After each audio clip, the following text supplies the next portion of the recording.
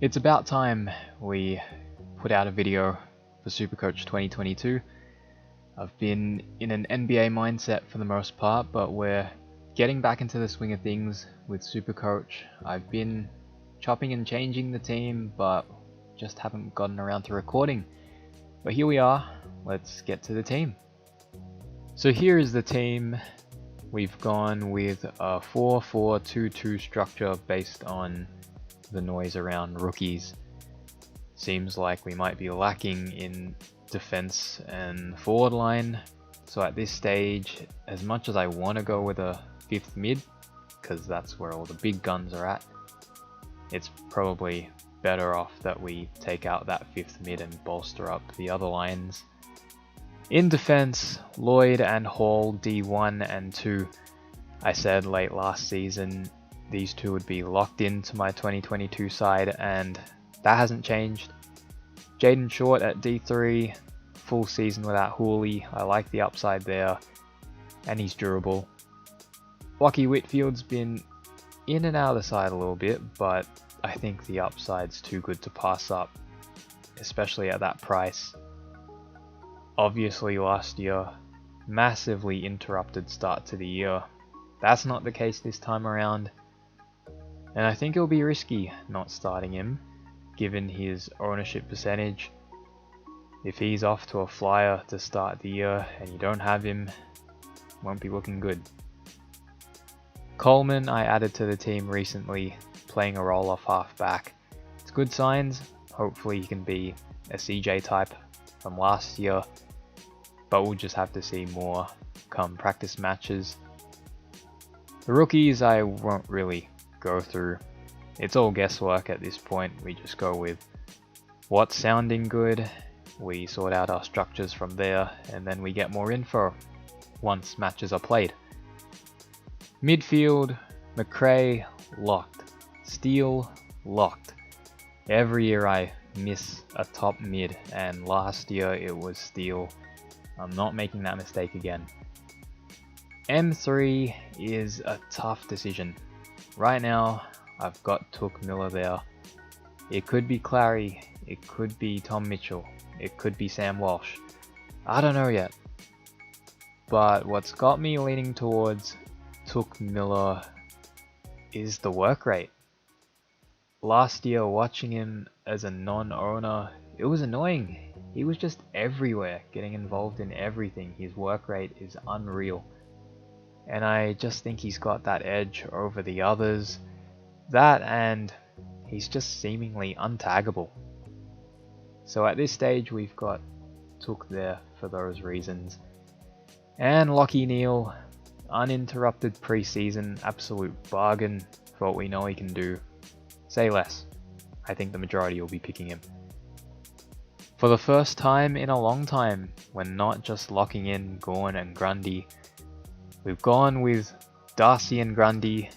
By all reports, Grundy's having a great preseason. I've gone with Darcy over Gawn just. I feel like the Luke Jackson factor plays into it a little bit. It's not set in stone, but we're rolling with this for now. And finally, the forward line. Dunkley is locked in. Heaney is a recent addition to the team after I restructured. Initially, it was just Dunkley as the lone premium forward, but after taking out my fifth mid, which was unfortunately Clary, we brought in Heaney as the second premium forward. I'm buying in to all the mid talk. Sydney are in that transition period with the vets and the young players. Mills stepped up last year, and hopefully, if we don't get scammed, Heaney will be the one to step up this year with the added mid time. Cogs is locked in, too good of a price to pass up, and I think pretty much everyone has him. And Kerno at that price, plenty of upside, could be a Joe Danaher type of pick from last year, so hopefully that's the case. So that is the team. Last year, from my team reveal video to round 1, I don't think I changed my team at all besides rookies. and ignoring second thoughts on guys like Cripps and to an extent Neil prove costly. So I highly doubt that happens again this year. I think I'll be making tweaks here and there if I have to.